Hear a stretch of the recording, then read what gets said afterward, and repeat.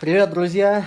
С вами снова я. Сегодня мы поговорим о том, как поменять колодки на квадроцикле BRP, Bombardier, Outlander. Ну, на самом деле, на всей технике примерно одинаково меняются колодки, но в данном случае мы разберем Outlander 650 и 800, а также Traxxer, потому что они у нас в наличии. Итак, с чего начать? Начнем с предыстории, да? На одном из квадроциклов меня долгое время не было дома, и у нас умники-строители узбеки ездили на квадроцикле, на котором нужно было давно поменять колодки, и естественно, что их не поменяли и эксплуатировали технику до победного. То есть, что у нас вышло из этого? То есть, у нас стерлась полностью колодка, включая ее каркас. Соответственно, колодку заклинило. И произошло перенагревание суппорта, вследствие чего были сожжены все резинки, то есть суппорт на мусор. То есть все, что можно было, все сгорело, потому что он, я подразумеваю, раскалился до неимоверной степени. То есть на нем ездили, я думаю, в магазины, как бы, и едет, как бы, не ломается, и все. Как у него не заклинил, не порвался ремень, как бы, я не понимаю, но просто взгляните, до какого состояния довели суппорт. То есть он не ремонтоспособный, он только на выброс. Так что, ребята, не доводите до такого состояния технику. И естественно, что если вы хотите сэкономить и не тратить время на перевозки в автосервисы, то сейчас я вам расскажу, как меняются колодки. Это делается буквально 30 минут. Начнем с переда. В передней части колодки находятся, ну, во всяком случае, на J1 находятся суппорта посередине. То есть здесь выглядит все достаточно ужасно, и, наверное, на первый взгляд кажется, что для того, чтобы поменять колодки, нужно здесь полквадроцикла разобрать. На самом деле здесь ничего сложного нет. То есть, как снимается, для начала вам нужно снять суппорт. Как снимается суппорт? То есть диск тормозной, да, он крепится на 4 болтах.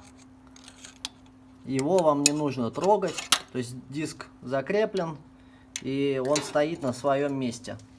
Что вам нужно? Вам нужно, первое, это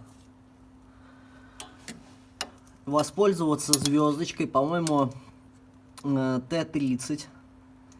Вот 2 болта, да, засовывается совершенно спокойно между диском. То есть немножко, то есть в зависимости от того, какой вы болт откручиваете, поворачиваете колеса, катите квадроцикл, пока не увидите доступ к этим 2 болтам.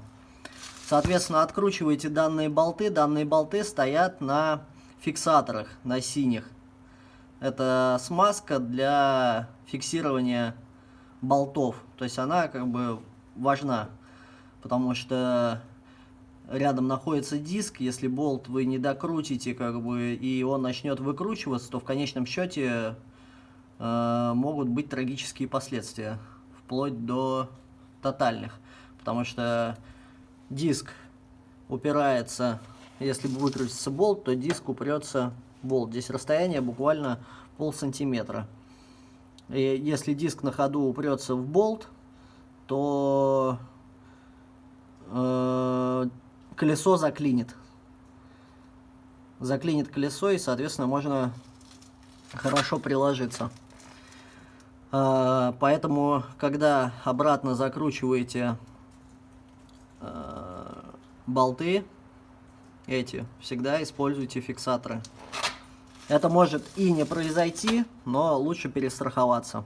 Соответственно, после того, как вы открутили данные болты, у вас освобождается суппорт, то есть он уже не зафиксирован.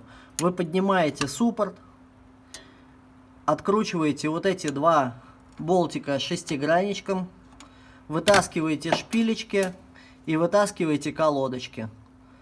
То есть банально здесь ничего сложного нет. Потом ставите новые колодочки, ставите шпильки. То есть вот эти шпильки обратно закручиваете шестигранником. И, соответственно, у вас правая часть закручена, сделана. Что касается левой части, здесь все то же самое. То есть все те же болтики. Также поворачиваете квадроцикл, катаете до того момента, пока не появится доступ к болтам со звездочкой. Выкручиваете болты, достаете суппорт, выкручиваете вот эти две шпильки сверху. Меняете колодочки, ставите обратно. Единственный нюанс. Когда вы достанете суппорт, один и второй, поменяете колодки, не вздумайте нажимать на тормоз. Потому что колодки сожмутся, и вам будет не вставить этот суппорт. То есть тормоз не трогаем. Поменяли в суппорте колодки, поставили все. Если нужно задние колодки менять, то, соответственно, это уже на другом Outlander, потому что к тому не подойти. На другом Outlander еще все проще. Если менять сзади колодки, то есть откручиваете болт, который находится на редукторе, раз, и болт, который находится на редукторе, 2. То есть они находятся в передней части редуктора около диска. Вот эти два болта — это ключики либо головки на 13.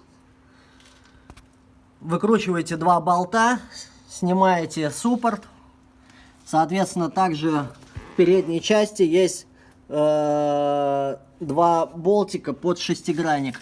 Выкручиваете вот эти болтики, они же шпильки, меняете колодки, ставите обратно. Колодки, как часто менять, это я вам не подскажу. Это в зависимости от того, как вы ездите и какие у вас колодки. Колодок куча неоригинальных, куча оригинальных продается. Они всегда в основном в наличии. Здесь никаких проблем с ними нет. То есть они стоят там от 800 рублей там, за пару до 3000 за пару. Как бы. Здесь уже на ваш вкус и взгляд меняйте.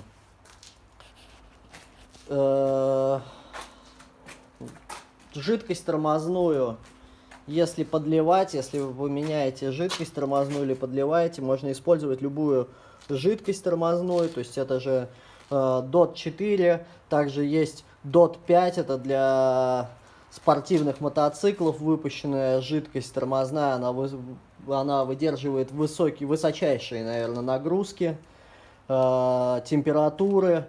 Но в квадроцикле нет таких нагрузок и температуры, поэтому можете лить любую жидкость. Значит, как прокачивается тормоз, но здесь нужно это делать вдвоем. То есть один должен нажимать на тормоз, то есть накачать его. Второй человек должен откручивать вот этот. Снимаете резинку. И здесь ключик на 8. То есть один человек нажимает тормоз, потом его держит, второй выкручивает пробочку, спускается воздух и закручивает обратно. После этого только второй человек, который нажимает на педаль, он отпускает педаль. Также потом опять начинает прокачивать. Когда вы увидите, что у вас воздуха нет и льется жидкость, то есть у вас тормозная система прокачана. Так на всех суппортах, но это даже на автомобилях все то же самое, поэтому здесь ничего такого сложного нет. Видите сосочек на суппорте, значит, технология везде одна и та же. С чего следует начать, если у вас мало жидкости было и попал воздух в систему? Начать следует с центральной машинки. То есть у центральной машинки это находится перед редуктором передним. Присутствует точно такой же колпачок резиновый. Вот его видно.